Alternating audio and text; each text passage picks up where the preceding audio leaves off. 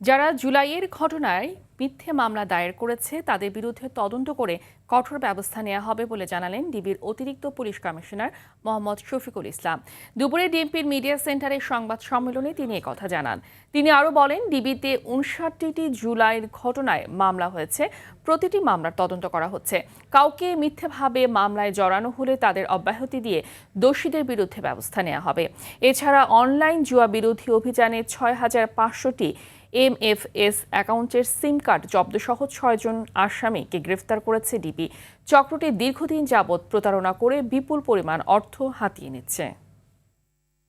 যদি ওরকম কোনো অসৎ উদ্দেশ্য নিয়ে থাকে, আমরা সেটাতে কোনো সায় দেব না এবং তার বিরুদ্ধে অবশ্যই আইনগতভাবে ব্যবস্থা নেওয়া যায়। কেউ যদি মিথ্যা মামলা দায়ের করে থাকে, তবে আমি আপনাদেরকে নিশ্চয় দিচ্ছি এই মামলাগুলো সঠিকভাবে তদন্ত করে একমাত্র দোষী ব্যক্তিদেরকে আমরা আইনের আওতায় নিয়ে আসবো।